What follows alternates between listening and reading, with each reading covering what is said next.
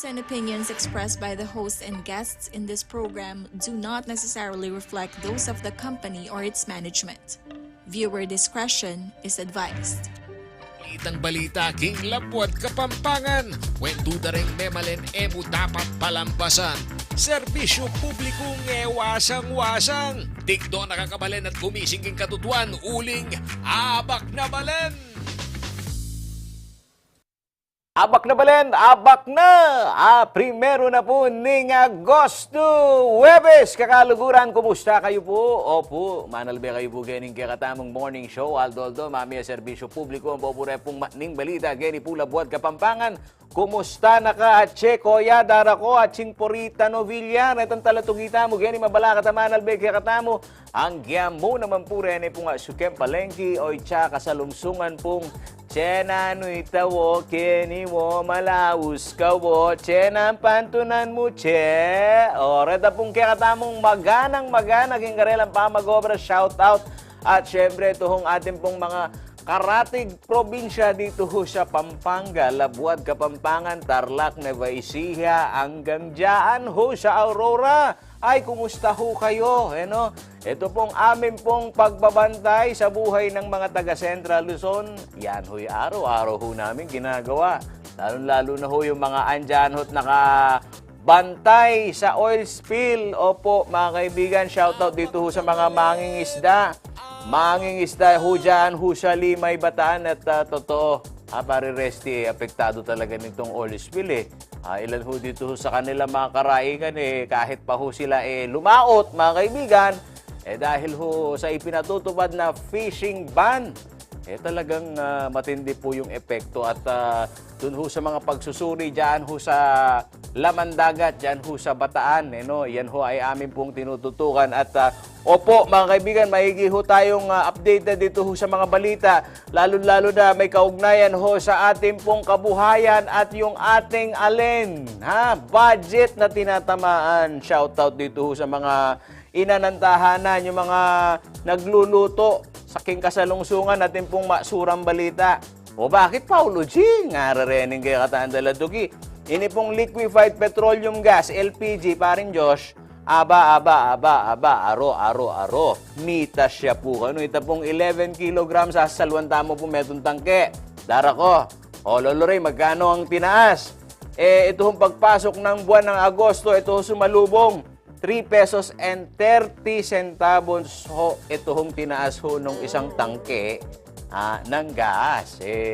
Paano naman ngayon si Kumare na ang negosyo ayun nagbabarbecue ho ng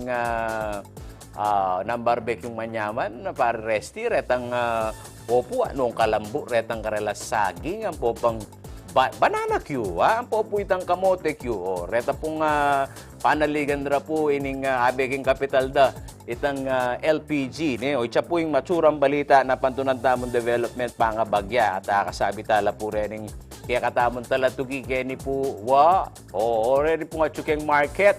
Shoutout mo naman po kareni pong mamalengki. Shoutout kumusta yung presyuhan na po ning kaya katamang panyaluan. Pangabagya, kakaluguran.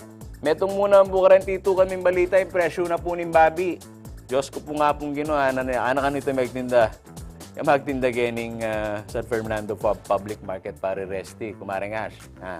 Kung nababalitaan nyo, sa balita, mura ang baboy, bumili kayo doon sa mga namamalita. Abak na balit. Abak na. Alam nyo naman po, pamamiloso po rening kaya katamong retailer. Moving kakaluguran, nung lugal na nga naman kayang sitwasyon, akakuha nepin naman ng babi, yung presyong hango sa kanila mas malaki. Siyempre, paano nga naman yun? Baka makompromiso yung kanilang puhunan na kung minsan yan utang pa.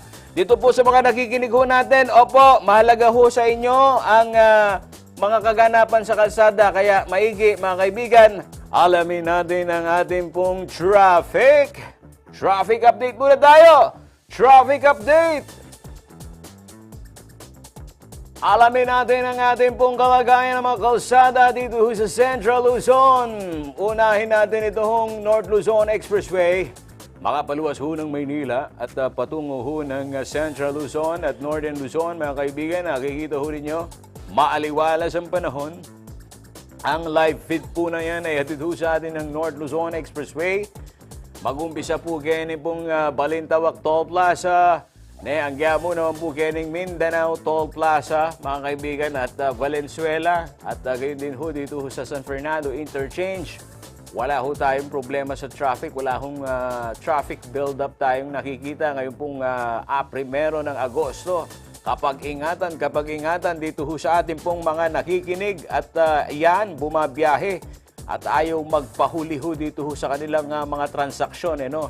Yan ho ang kalagayan ng ating trapiko dito ho sa North Luzon Expressway. So binabanggit na natin itong lagay ng panahon. Ang oras po ng ating mga kababayan ay sadyang napakahalaga. At kayo po mga nakikinig naman sa amin, kung may traffic update tayo, naman, meron din ho tayong update dito ho sa ating pong panahon. Lalo na po ngayon, paiba-iba ang panahon at meron tayong binabantayan ng mga thunderstorm. Kaya, maigi mga kaibigan, inyo rin pong malaman ang lagay ng panahon mula ho sa ating pong Weather Bureau.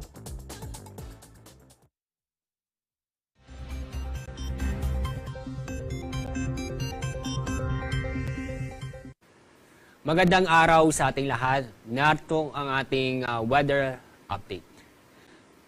Fair weather po tayo sa Luzon, kung saan ay makakaranas ng bahagyang maulap hanggang sa maulap ang kalangitan. Pero may tsansa pa rin po sa hapon ng gabi ang mga isolated na mga pag-ulan dahil sa thunderstorm. Fair weather din po sa Visayas at sa Mindanao, kung saan makakaranas din ng bahagyang maulap hanggang sa maulap ang kalangitan, maliban lang po sa mga isolated na mga pag-ulan sa bandang hapon o sa gabi. Mula sa latest image ng Himawari, inyong makikita, walang low pressure area o bagyo sa loob ng ating Philippine Area of Responsibility. Itong ridge of high pressure area ay nakakapekto o umaabot sa Northern Luzon. Yung ridge of high pressure area, ito yung extension mismo ng high pressure area na kung saan magbibigay ito ng maganda ang panahon. Yung habagat naman ay hindi po umaabot sa ating bansa. Kaya nasa monsoon break po tayo. Abak na balen! Abak na! Dito ho sa mga kaibigan ho natin na eto't nag-aabang ho ng murang mabibiling bigas. Paulo G, saan ba ako makakabili ng murang bigas? Dito sa Central Luzon, meron ho bang Kadiwa Store? Kasi ngayon din ho yung araw, mga kaibigan, nitong kick-off ng alin, Paulo G, ito hong Rice for All program. Ito pong Department of Agriculture. Nga lamang, hindi pa ho kasama. Ito hong wala pa ho dito sa advisory nila yung makakabili ka ng 45 pesos kada kilo para resti na bigas. Anong klaseng bigas yun? Yun hong mga nabibili ho natin ng halagang 50 pataas, yung mga imported rice. At dito meron ka rin daw mabibili resti ng 29 pesos kada kilo. Sana all, sabi nitong ating mga followers, dahil ang kick-off ho, mga kaibigan, ay dito ho sa area ng Bureau of Plant Industry, dyan ho sa lungsod ng Maynila. Hindi pa ho dito sa Central Luzon. Sa Potrero, Malabon, Llano Road, dyan ho sa area ho ng Caloocan. At FTI, dyan ho sa area ho ng Taguig. Kaya ang sigaw ng mga taga Central Luzon, sana all! Lolo Ray, sana all! Naku, hindi ako naririnig ni Lolo Ray. Dito ho sa mga nakasunod dito sa ating live, mga kaibigan, at nag-aabang ho nito pong masarap na almusal. Ano bang inalmusal ni Paulo G? Nanuwaring almusal ng Paulo G? At bakit maganang-magana sa pagbangon si Paulo G? Siyempre, mga kaibigan, ang nagpapasarap po sa ating umaga ay yung pong ating pong almusal. Yung almusal na pagka pinag-uusapan ho ang fresh sariwang produkto. Naman, dyan ho ako sa RMN laging tumatakbo. Sa sarap-sarap, sa sarap-sarap, sa sarap-sarap. Ayan yung chicken leg quarter ho nila. Isipin mo, 175 kada kilo. At opo, mga kaibigan, hindi ho bansot yan malaki talaga. At perfect dish naman ngayon pong tag-ulan. Ay, bulalo at yung mga masasarap na recipe dyan ho sa fine dining gaya ho ng baby back ribs. Ay, kanyaman ang kanyaman. Choy-choy ne. At reda pong mahilig-hilig mo naman Kenny pong bone marrow. The best RMM, mga kaibigan. Sa sarap-sarap, sa sarap-sarap. RMM Cold Storage, meron ho silang 20 store, mga kaibigan, dito ho sa National Capital Region at Kenny mo naman po, Labuat, Kapampangan. At nung sakali po, kayo pong tao Angeles. Kaya tayo mo pong boundary na po ng Angeles. Ang po ng Bacolod dyan eh. Kenny pong dadalang ko po, Kenny po Friendship Highway. Baka nitang atak manye po. Naman, shoutout kang kumaring Rizalin Manaloto. Ay, kabanglo. Kanyaman nararening kay katamon talatuki. Sa sarap-sarap, sa sarap-sarap. Yun ho ating mga suki, mga kaibigan ng OFW, pasadahan muna pa rin, Josh, itong ating palitan. Nakikita ho ninyo sa ating pong TV screen. Magkano palitan ng dolyar? 58.36 ang palitan. At sa ilan pa hong mga currency, mga kaibigan, ayan, nakikita nyo na kung magkano hong palitan natin sa Japanese yen. Reta pong papalapit. Papapalit pong kay lapad. Hong Kong dollar, UAE dirham, Korean won, at UK pound at Saudi riyal. Ang gamo naman po yung karelang euro, ang pong Chinese won. Yan, kakalaguran. Yan ho ang ating pong palitan ngayon pong araw ng Huwebes, Agosto 1. Kakaluguran. Reta pong talatukita mong manantabe. Manantabe kareni pong karelang gagawan pati nga po, Paulo G, ngayon kung makaschedule magpa-laundry. Ating kaya ang kuryente, di kaya ang danum. Masayang ko oras, minta ko laundry shop ang kay Poitana. May sayang ko oras, Sara. Tingnan natin ho itong mga public service announcement, mga kaibigan. Ito pong water distributor ho natin at gayon na rin po itong electric utility company. Talo-talo. Yes, nagmula naman Diyos, maulagala mo naman din. Power interruption po kakaluguran. Shoutout kaya ni pong Mabalacat City, Bloomfield Subdivision. Ngayon ni pong Aldona po ng Agosto, 8 a.m. hanggang pong 9:30 a.m. At oitsa, patlud-patlud alas 12 na po ng ugto hanggang pong 1:30 na po ng ugto mo naman. Oitsa, ating pong schedule, power interruption. Ngayon pong Mabalacat. Abak na Balen! All barangays being served by Pelco 1. In the municipality of Magalang, Abak na Balen, Mayora Malu, 8 a.m. to 9:30 a.m. Patlud-patlud, 12 p.m. to 1:30 p.m. Abak na! Abak na Balen!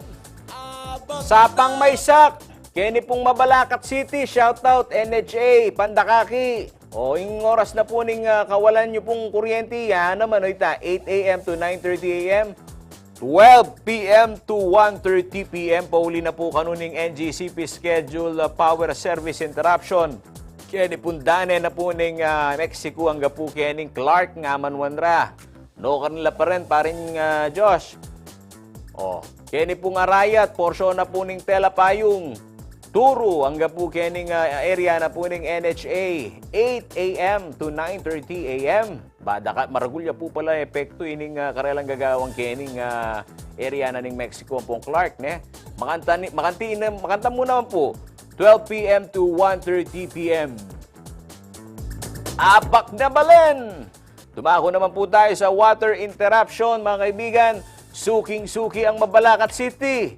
South Daang Bakal, Quezon Drive, Rojas Pineda Subdivision, Aguarin Compound at Kenny pong Lemon Subdivision hanggang po kayong Philhome Subdivision. 9 p.m. hanggang hong alas 5 ng umaga. Dahil huraw dito sa flashing activity ng Prime Water.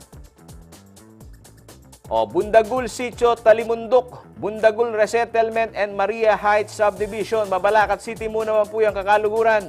Sa lubungan niya po, naados na po ng Agosto, 9 p.m. to 5 a.m. Malako pong Danum. Abak na! Abak na balen! Reta pong sasaing-sing kaya kami at sasabyan rang, Paulo G, kaya kami alaman mong advice at mila ko rugo kuryente. O kahapon po mayroon hong abiso mga kaibigan. Ito hong National Grid Corporation na luminipis daw yung supply natin ng kuryente dito ho sa Luzon Island. At na-lift lang yung yellow alert mga kaibigan ng alas 8 ho ng gabi. Kaya doon ho sa mga nagtataka, wala mang advisory sa amin na biglang-bigla papundat-pundat yung kuryente at chikong porita nobilya. Tutuite Rening kaya katamong talatugi, manalbeng ni kaya katamo na nung pisasabihan niya po yung power interruption na po yung ito, bilala ko kakabuddanom kasi po rin aliwa, baka deep well na po, mga jetmatic la rin aliwa.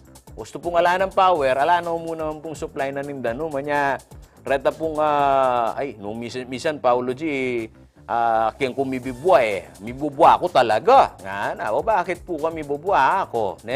Uy ka naman mo nga ting kang gagawan. Ni schedule mate, balo mo itenggawan mo. Kung kaibat dahil kuryente. Habak na balen, kareta pong makanita pong sasaysing at mibubwa. Baka maranon tuto nakakaluguran. Mabaya iya po taga na yung problema tamo keng krisis, keng energy. Anya mayap kakaluguran, takikyan tayo mo naman po yan nung makanano de pong resolvan. Tata po manalbekya kami makalbog pa. Shout out kareni pong tao minalin Santo Tomas. Makalbog pa Paulo G. Pamila ko yung danong. Pa CLTV 36 yun na yan. Reta po kasing basura. Chami barala po karen pong kanal. Yapin po yung masakit na yung kakaluguran. Gustong tatakan. Misan iya buring kakatakimayon Nakareta nga naka era balo. Nung makanano isama si tangkarelang basura. Shout out karen binabi. Yan, stong tataka na, kararasan ta na, karinta pa makaintindi. Tutubo yung kakaluguran. Ing obserbasyon da po, may nga barala rin kanal, pauli na ning basura. Abak na balen, dakal kami pa po kwento, kaya kayo pa magbalik na ning kaya kayong morning show. Abak na!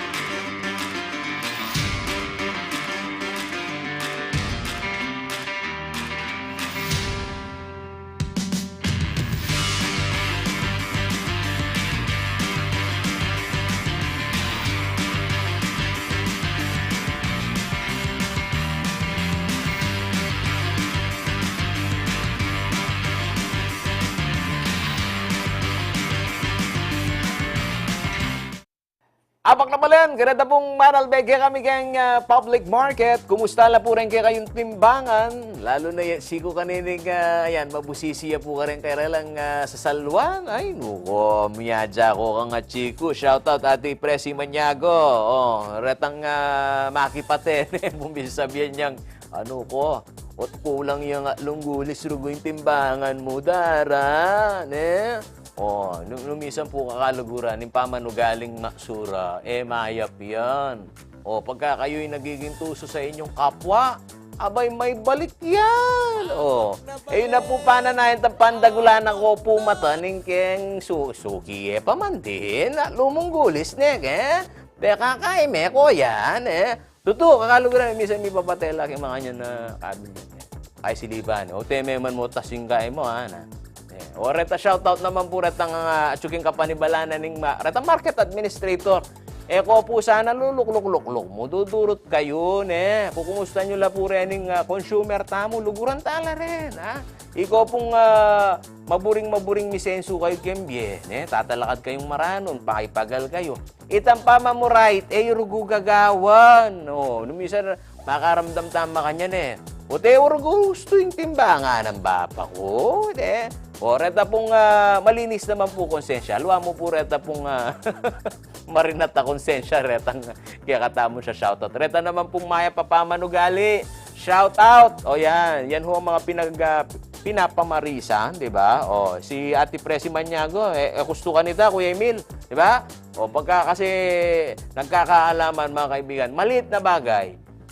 Pero pagka yan lagi mong pinapractice, pare-reste, yung para bagang gustong-gusto mong makalamang ka, pagka pumasok sa sistema mo yan, magiging ugali mo, karakter mo na yan.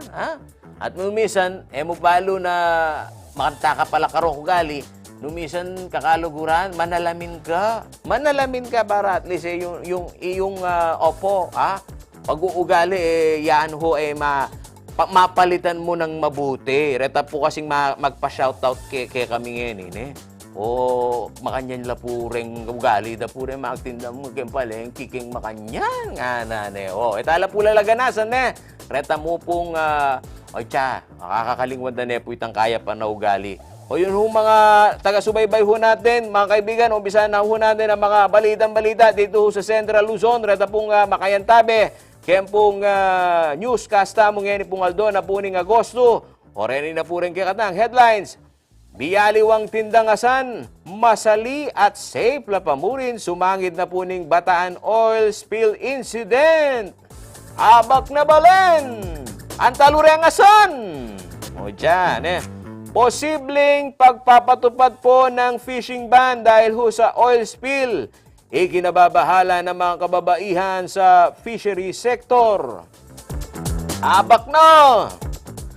Traffic enforcer se bala nening motorsiklo king syudad San Fernando. Pasaupya po bang apainto na nining suspect Ini pong hit and run nakikita mo po at viral kay social media. Abak na balen! Abak na balen! Farm gate price ning babi, ng baboy, bumaba na raw. Presyo ng tindang karne sa palengke, mataas pa rin. Abak na! Panukalang batas hinggil ho sa paggamit ng medical cannabis, aprobado na ho ng Kamara. Abak na balen! Abak na! Abak na balen! Siyempre, kakaluguran rin pong malapit po kingat yan. Kaya kami pong kaya kayong balita. Yun hong malapit sa ating sikmura, mga kaibigan, ating meriano niya. Nanong po tayo mong king manyaman na pork chop. Nga rin kaya katamong talatuki.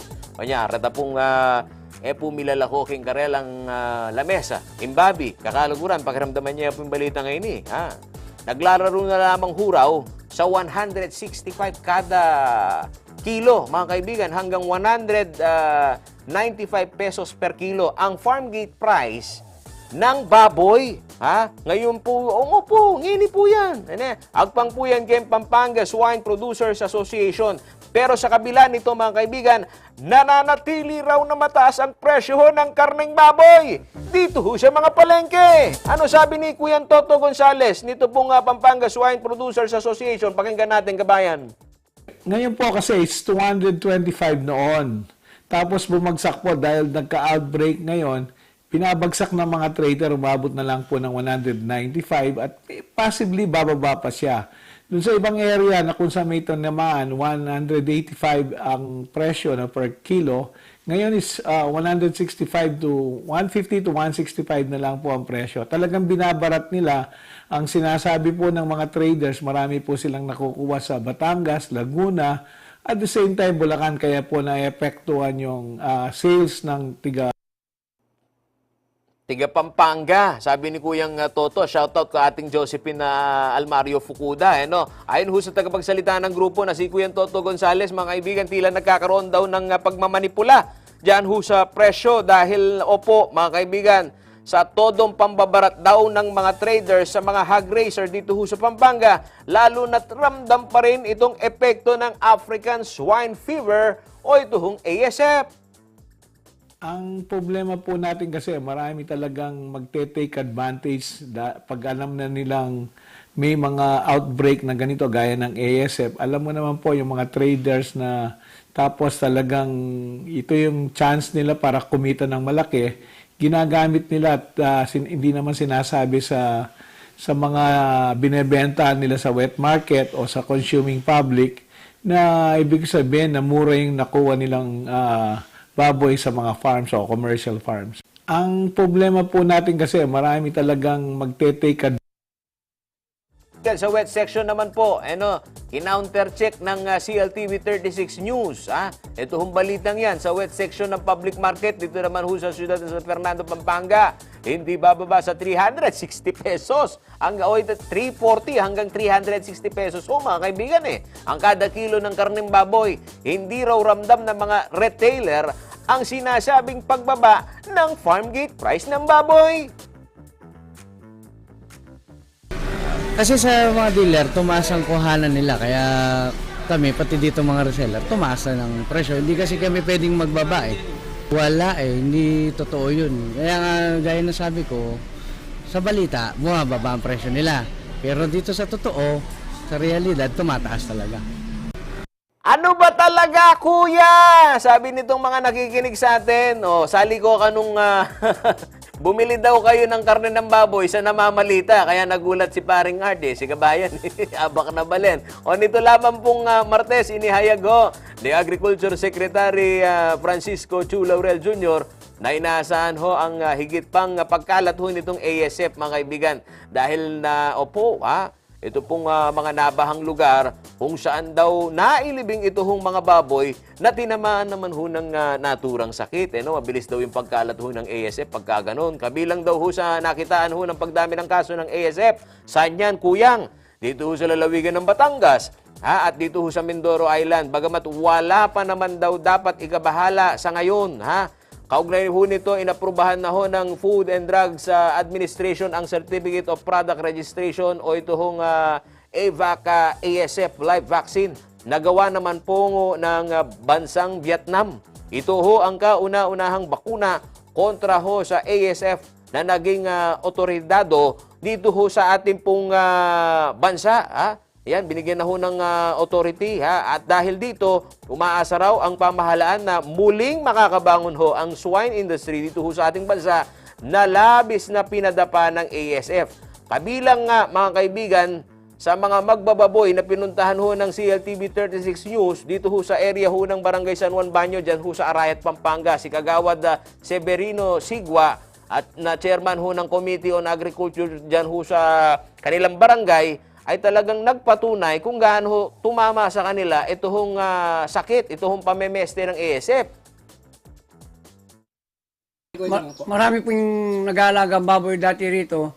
Ngayon po, mula nung dumating yung sakit, kukunti na lang, ilan na lang po ang nag-aalaga ng baboy kasi natakot sila, kumastos na malaki sa mga baboy, tapos nung namatay, binaon lang namin sa bukid. Kulang ay magit na 100. Ayun po, yung mga kulungan nila, nasayang na lang. balita kakaluguran, may ilang mga backyard hog racers naman gaya ho ni Martin Reyes na diskumpiyado pa rin ho na magparami ng alaga sa kabila raw ng inaprubahang bakuna. Yun nga po kaya ayaw ko muna magparami dahil baka po bumalik yung sakit. Mahihirapan na naman ako malulugi na naman. Kaya pa konti-konti lang po muna, yung kayang-kayang pangpamilya, gano'n. No? Kung may gustong bumili, nakakabenta na pa isa-isa, gano'n. Hindi naman daw masisisi mga kaibigan ang ating mga kababayan sa pinapakitang vaccine hesitancy dahil hindi raw naging epektibo ang unang inilabas na bakuna noon. Ano sabi ni Toto Gonzales na tagapagsalita ho ng Pampanga Swine Producers Association?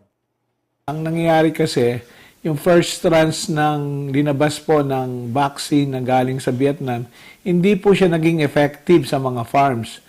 At marami po rin na nag-off feed o yung hindi kumakain at marami pa rin. Pag umabot ka na ng 30% yung population mo, may namamatay na rin kasi dahil po yung wala po pa pong 100% na effective yung vaccination na nanggaling sa Vietnam.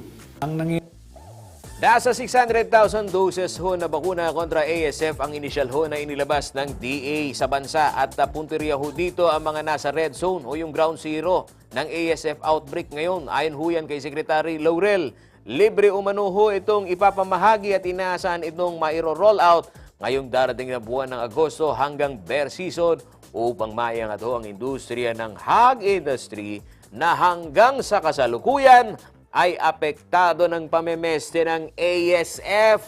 Abak na balen! Abak na! Ay, totoo na kakaluguran na naikumpis sabihan na pamanyese, babi. Reta makiramdam kaya katamo. Dakal makarelate kaya ni sabihan na ini. Yun hong pag-aalaga ng baboy, Pangulo.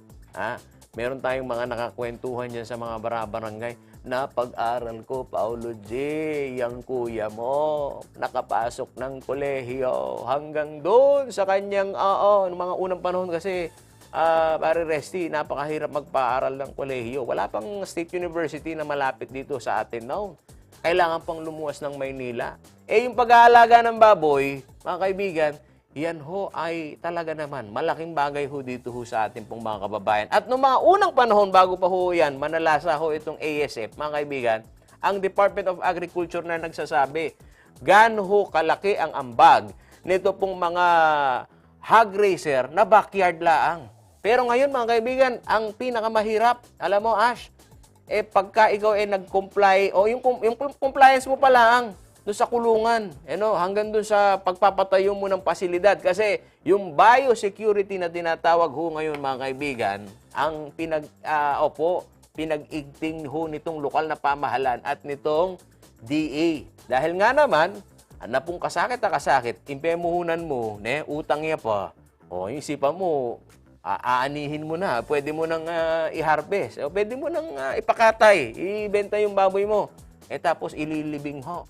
Mga kaibigan, di ba? Di ba huwag masakit yun? Nyaya mula sisi mo naman po retang kaya katamong kabalen, natuto, inkarela pong sing-sing, daramdaman tamo, lalo na po ning sabihin niya po ining karelang pangalugi, kimpamanyese, babi. Pagbalik kaya pa po kakaluguran, dakal kaya pa balita, magbalik na rin kaya kayong programang Abak na Balen!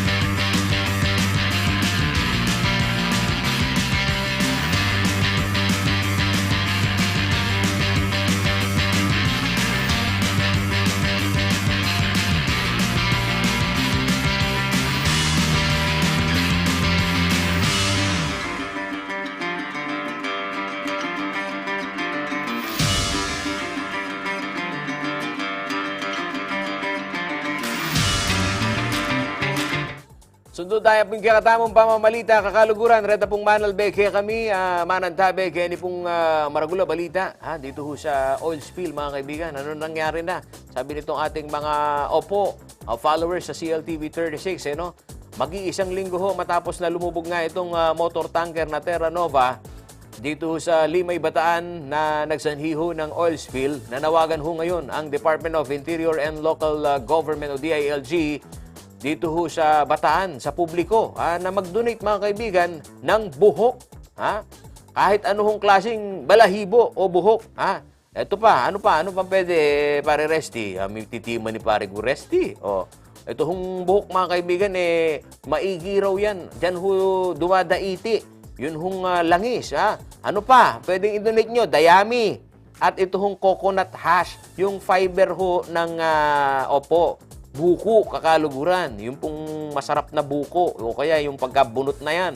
Yung fiber niyan, maigi ho raw na sangkap yan dun sa oil spill boom na ginagawa ho nila para mapigilan ang pagkalat ho ng langis dyan ho sa karagatan. Batay ho sa inilabas na advisory ho ng DILG Bataan, ang mga donasyon ng buhok, dayami, coconut hash ay gagawin hong oil booms na makakatulong ho sa pagsala ng langis mula ho sa tubig. Sinabi rin ho ng kagawaran na mahalaga ang bawat kontribusyon na makakatulong ho sa mapabilis na pagresolba dito ho sa krisis na nangyayari ho ngayon. Dagdag pa nila, makikipag-ugnayan lamang ho dito ho sa Environmental Resources Offices ng inyong bayan para ho sa mga detalye kung paano ho mag-donate. Kaugnay nito, mga kaibigan, iba't ibang private groups at individual naman po ang bumuo po nitong donation drives para ho makatulong sa krisis. Isa na rito ay ang Philippine Institute of Chemical Engineers Bataan Chapter na hinihikayat ho ang mga miyembro nito na mag-donate ng mga alternatibong sorbent materials tulad ho ng buhok, chicken feathers, sabi ko na, kahit anong klase ng balahibo, mga kaibigan, pati ho yung balahibo ng inyo pong alagang mga manok, pwede yan. Dayami at iba pa upang mabawasan ho ang masamang epekto ng pagtagas ng langis. Nananawagan rin ho sila sa mga salon owner, at gayon na rin ho yung mga may barbershop dyan ho sa area ho ng Bulacan. Ang isa naman pong college instructor na si Jeffrey Lobos na mag-donate ho ng buhok para makatulong sa pag-alis ho ng oil spill. Noong Huwebes, mga kaibigan, July 25, matatandang tumahubo ang 3.6 dito ho sa area ng sa layo ho na 3.6 nautical miles o humigit kumulang 7 kilometro sa silangan ho ng Lamao Point sa Bataan, ang MT Terra Nova na pagmamay-ari naman ho ng kumpanyang Shogun Ships Company Incorporated na may dalang higit 1 milyong litro ng industrial oil. Abak na balen! Abak na!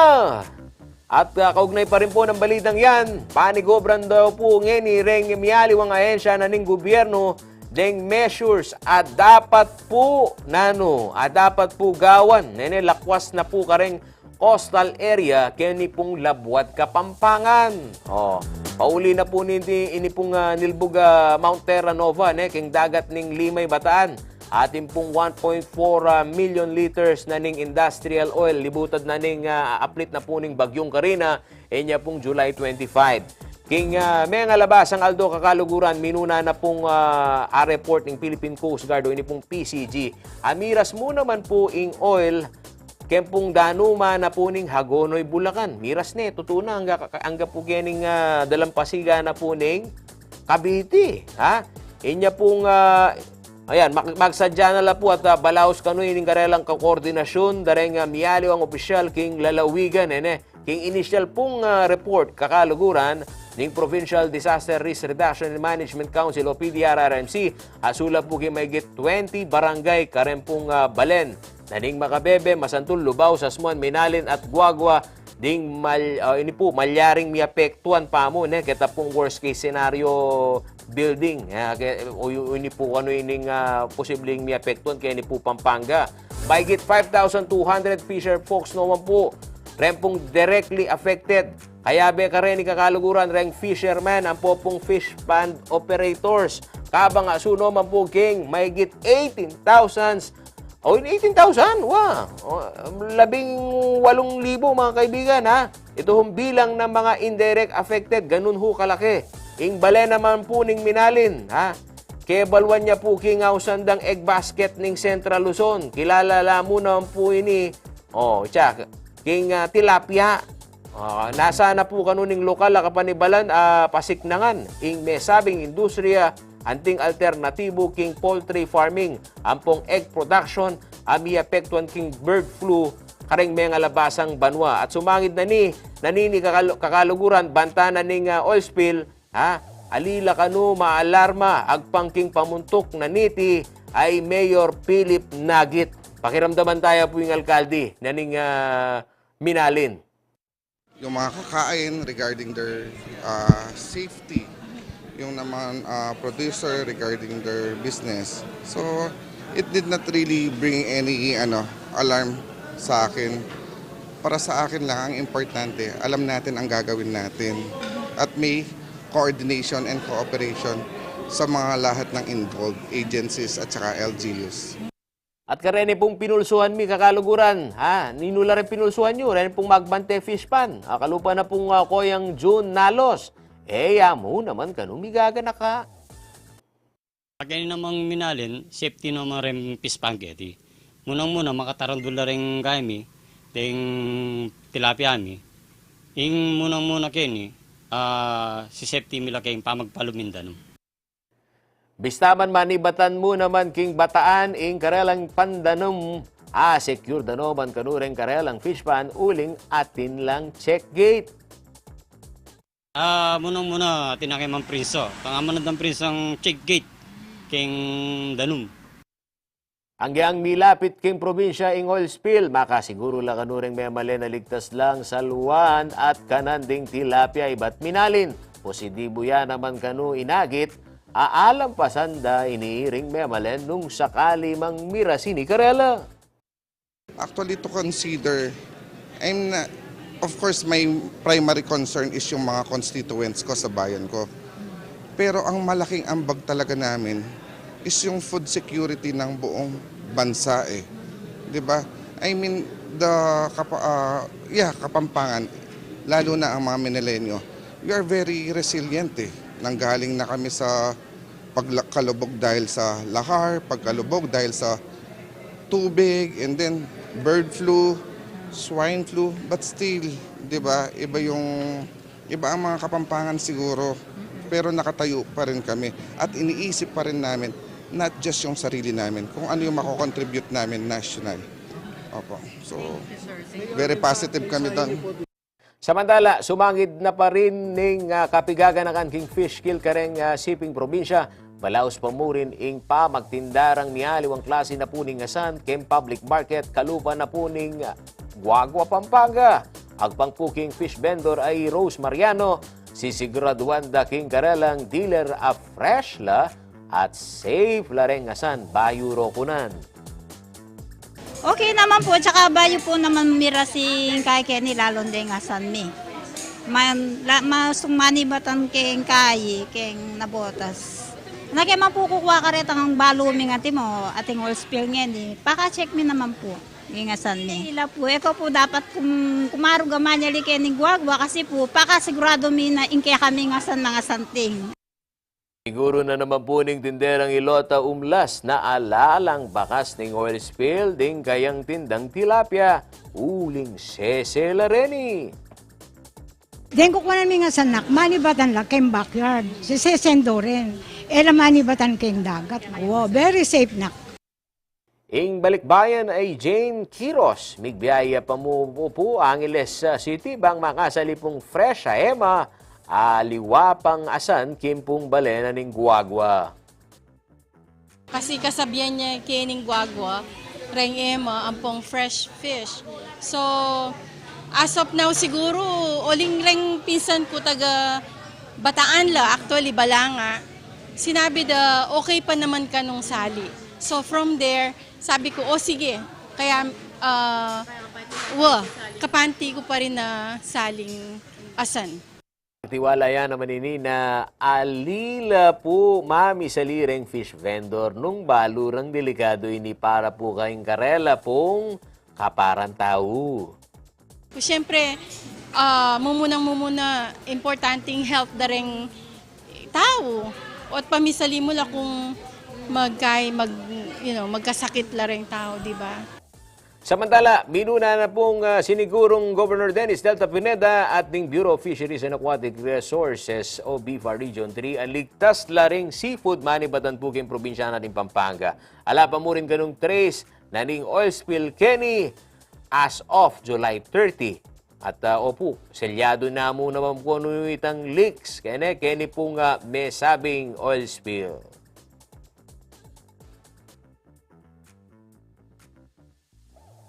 Abak na balen!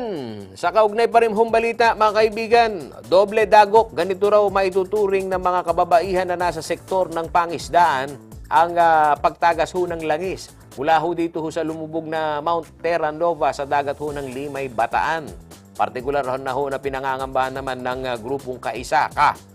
Kaisaka at pagkakaisa ho ng mga samahan ng mga mangingisda o pangisda ang epekto ng posibleng pagpapatupad naman ho nitong fishing ban. Sa presko na ginanap ho sa Quezon City nitong Martes, July 30, mga kaibigan, sinabi ni Pangisda Bataan Chairperson Edeline Rosales na magiging malaking hamon ho para sa mga ina kung magdedeklara ang gobyerno ng fishing ban. Sabihin pa na may banta sa kalusugan ng isda, ang isang ina ay pipilitin na lamang na pagkasyahin ang kakapiranggot na budget, mapipilitan pa rin na bumili ng isda dahil yun lamang yung kanyang kapasidad. Paano pa kaya kung 4 na buwan na wala kang mabibiling isda sa palengke dahil sa ipinagbawal? Abak na balen, Kuyang Mark Roque, git pa ni Rosales, lampas sa hanap buhay ang epekto ho ng oil spill kaya't kinakailangan ng wastong aksyon para tugunan ho ang sanga-sangang problema na pwedeng idulot nito. Talagang hindi lamang 100,000 mangingisda ang apektado dito, kundi maging yung mga pamilyang Pilipino na ang kaya lamang bilhin ay yung mga pagkain na bumula sa dagat. No? At alam natin na malaking bahagi at malaking porsyento ng populasyon natin ay yun lamang ang kayang bilhin at doon inaasa yung kanilang pagkain at nutrisyon sa huling dagat. Kaya sana sa pagkatapos ng presko na ito, ay magkaroon agad ito ng positibong aksyon sa ating gobyerno at doon sa korporasyon na mayroong malaking responsibilidad sa pangyayaring ito doon sa Manila Bay. Dagdag pa po ng grupong Kaisaka, maaaring magkaroon ng mental health problems gaya ho ng stress, anxiety at depression ang mga kababaihang bunsod ho ng nakaambang pagkawala ng kanilahong hanap buhay, lalo't madalas daw hindi nabibigyan ho ng pansin ang kanilang hanay na nasa small-scale fishing industry.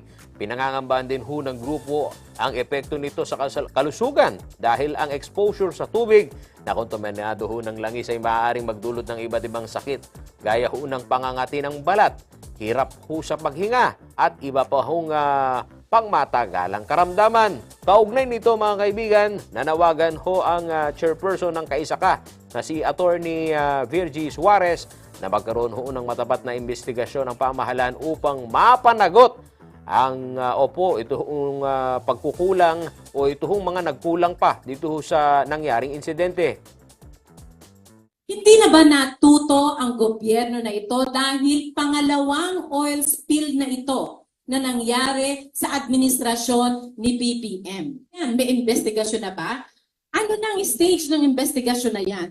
Dahil kung walang investigasyon na mangyayari, how do we exact accountability?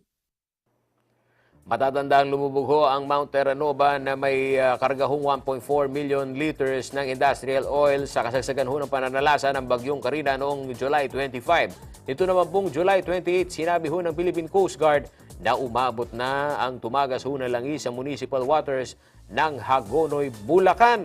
As of July 30, nabawasan naman raw ang oil sheen batay ho sa kanilang aerial inspection. Ang sheen, mga kaibigan, ay ang makintab na bahagi ng water surface dulot ho ng langis. Paikot po ng ng ground zero, napansin po namin talaga at even din po yung pong expert na taga-ITAC na halos wala na pong makitang oil sheen. We are not actually considering yung oil spill. Yung oil sheen, sir, ma'am, ay wala na po, halos. So, unnoticeable, very little amount na lang po talaga yung nakikita po natin. Though, dun po sa ground zero, may talaga pong makikita pa tayo na stretch ng oil sheen. Pero yung pong 2 to 4 kilometers na na-observe po kahapon, ngayon po is mga nasa less than kilometer na lang po, 1 kilometer. So, ganun na lang po siyang kaliit. Abak na balen, abak na. Reta pong manalbe kaya kami, ne? At king kasalungsungan po. Metong karening tatakikyan tamo itang makadeklara na la pong tuto na state of calamity ing Bataan. Mupin na keta pong pisabyan na pamag-account. Kareta pong dapat po mirina na ayuda. Yan ho ang kanila hong ginagawa ngayon, yung master listing. Dahil ho ito hong kanilang sektor, gaya ho ng binabanggit ng kaisaka, no? Yung pong mga nasa small-scale fishing industry, sila ho daw dapat ang hindi ho mapag-iwanan dahil totoo mga kaibigan, napakahirap ho ng kanilang kabuhayan ho ngayon. Habol ho natin ito hong balita, Panauli tayo ni Choy Choy, baka nitang asopan tayo ruguining biktima, manyawa dyan pong South Kim Publico, ing City Public Order and Safety Coordinating Office o hindi pong SIPOSCO na ning syudad na ning San Fernando. Bakit? Nga rarenta kaya katantala-tuki, Kaya ni pong metong traffic violator. Amenyabal po, king metong king karela pong traffic enforcer. Bakit may Choy Choy? Choy, nya. Milyari yung insidente ngayon ni Kim pong barangay San Isidro. Pasado alas 2 ning gatpanapon, Miyerkules po yan, July 31. May yakit po king video, nung makanano ning, sibuk na ning enforcer ay makapagal, sabatan po yung lalaking makasakya king motorsiklo, alang helmet. Imbis na tuk nang iya po yung lalaki, sadyaning sebalan ini pong makapagal, ameging sangkaning pangatomba na po at mi kagasgasya na maniniking katawan. Agad naman pong niresponde ang City of San Fernando Health Emergency Management Staff. Bang midina niya pong first aid, makapagal. At kinailangan na naman pong midala ng enforcer kempong hospital, baka nita pong makapagpa-x-ray ni. Yapin la po rin ako sandang kamote rider din. Ito pong nengawa mula, ila pang matapang. Ay, Diyos ko nga pong gino. Iya po, nung makanano po yung kayang ugali. Kay lawin may kanya niyan, Choy Choy. Alay rehistro, alay lisensya. Abak na balen! Abak na! Reta pong nikabanti pa kareta CCTV camera. Panigurado at niya pong mas malino CCTV yan. Baka nitang kilalaye po yun pong motorista ngayon. Dakal po salamat ka rin kaya katantalatuki. Opo, Aldoldo, Serbisyo Publiko. At rin pong balitang balita kaya ni Pulabo at Kapampangan. Abak na balen. Yakupin kaya yung talasuyo ay Paolo G. Santos. Ating pusong makabalen. Abak na!